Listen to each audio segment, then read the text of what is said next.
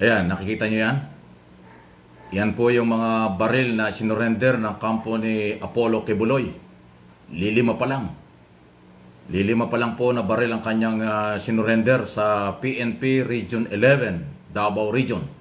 Ayan po kitang-kita nyo mga baril na yan. Okay? So, 5 lang yan ang sinasabi ng PNP, 19 ang mga merong license. Ibig sabihin, merong pang 14 na hindi pa na isusurrender. So at least sumunod na sila dun sa panawagan na isurrender dahil kung hindi, magiging illegal possession of firearms ang kailang magiging kaso. Ganun ko kasi, pag binigyan ka ng lisensya ng mga baril, tapos na-justify na posibleng gamitin sa hindi maganda, may kapangyarihan ng PNP na i-revoke o i-cancel. So i-cancel nga po yung mga baril license dahil nga ho sa siya ay may mga warrant of arrest na kanyang tinataguan ng batas. Pero sinurrender ay 5 pa lang. Marami pang hindi na isusurrender. Ang sinasabi naman ni Senator Risa Hontiveros, hindi siya naniniwala 19 lang ang baril niya ni Quiboloy. Posible daw marami mga baril yan na baka walang lisensya. So abangan. Ngayon, ang sinasabi naman po ng PNP Chief General Romel Marbil. Kasi tinanong siya ng media kung ano na nangyayari dahil mahigit ng 1 buwan na may warrant of arrest pero hindi nahuli. Ang sinasabi niya, nationwide daw po ang paghahanap, hindi lang pala sa Davao Region. Sa buong bansa na hinahanap ng PNP si Quiboloy na meron pong ang warrant of arrest dahil nga po sa kanyang pagtatago. Warrant of arrest mula sa Senado at warrant of arrest galing sa 2 korte, Davao at saka po ang Pasig. Okay? Na kung yung mga gunita ay pinitisyon na, gusto na ng Department of Justice at ng mga prosecutor na ilipat sa Maynila ang lahat ng kaso na nasa Davao for security reason sa mga complainant. Okay? So yun po yan. Ibig sabihin ito, kaya ko lang ho ina-update kayo, hindi po pala na tumitigil ang PNP. Inaamin lang talaga nilang hirap hanapin si Quiboloy pero tuloy-tuloy po ang paghahanap.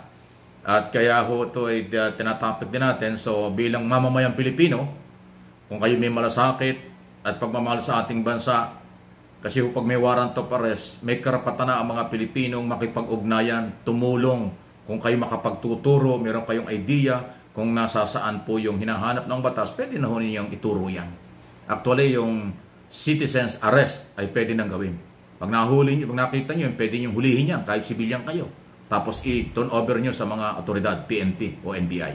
Yan po yung sinabi ni Colonel Jean Pajardo, ang spokesperson ng PNP. Abogado po yun, kaya alam niya yung batas. Citizens arrest, pwede na. Pero sabi ni General Marbil, nationwide na ang paghahanap. At naniniwala siyang babagsak din yan sa kamay ng batas. Naniniwala siyang sa lalong madaling panahon din, mahuhuli ng ating PNP. Lalo na ngayon, bago na po yung director ng Region 11, si General Martinez na po. Ayun yung kanyang pinalitan, nagretiro na, ay pinagdudahang kaibigan daw ni Quiboloy at Duterte kaya daw hindi nahuli. Yan ang sapantahan ng iba. Ewan ko kung totoo yun. Pero ngayon may bagong PNP director ang Region 11 kaya big challenge yan. At sabi ni General Marbil, nakatutok siya at ang lahat ng pulis para sa paghahanap. At naniniwala silang nandito pa rin dahil sabi ng DOJ at ng Bureau of Immigration hindi pa raw nakakalabas ng bansa. Maliban na lang kung illegal ang paglabas. Pero usually paglalabas ka ng bansa, saan ka man dadaan, merong dadaan sa immigration yan. Okay? Tingnan natin kung paano. So, yan po yung update dyan. Nag-surrender ng baril, patuloy pa rin hinahanap. Hindi po totoo na hindi daw hinahanap ng PNP. Hinahanap. Katunayan, yung panawagan ng ating mga pulis, ng ating mga congressman, isang araw. Sina Congressman Suarez, kung sino mga congressman, ang mga bago, mga kabataang congressman. Dahil sa kanilang umpisa yung isong yan tungkol sa SMNI, Quiboloy at kung ano-ano pa, ay dapat talagang mahuli na ito. Dahil nga daw po yung patuloy na pagtatago ay patuloy din na kawalan ng respeto sa ating mga otoridad at sa ating mga batas. Abay, kasiraan yan. Isipin mo, leader siya ng isang simbahan at may mga member siya. Tapos pati pagrespeto sa batas, hindi. Paano naman siya papaniwalaan ngayon? Eh, hindi naman pwedeng taguan habang buhay ang warrant of arrest. Kahit magpalit ng administration, may warrant of arrest pa rin. Kasi ang Executive Department hindi makikialam sa trabaho ng judicial o ng ating korte. Ang warrant of arrest, court order. Okay?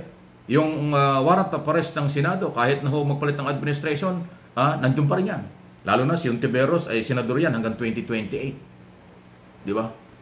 Siya yung chairman ng komite na nag-issue at inaproba ng Senate President Zubiri ng warrant of arrest. So, sana ating paalaala ulit, sana si Kibuloy ay sumurrender na lang o magpahuli na lang para magkaroon na po ng tuloy-tuloy na due process, magkaroon na ng mga hearing, especially sa korte, at nang may ipagtanggol niya ang kanyang sarili. Kasi hindi niya pwedeng ipagtanggol ang kanyang sarili kung nagtatago ka.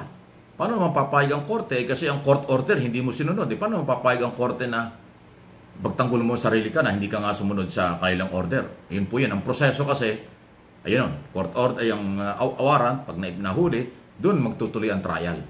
At sa trial, bibigyan ang lahat ng pagkakataon ng lahat ng sektor. Kaya nga due process eh. Ayun, okay? Kaso hindi siya sumasang-ayon sa due process. Ang kanyang paniniwala ay siya ay hinaharas. Kanyang feeling lang yun, kanyang paniniwala. Pero ako naniniwalang hindi naman harassment yan kasi may complainant. Yung complainant, hindi naman taga-gobyerno. Ang complainant ay Pilipino. Ang complainant ay nagtaya ng buhay. Lalo na yung mga kababaihan. Abay, mahirap umamin.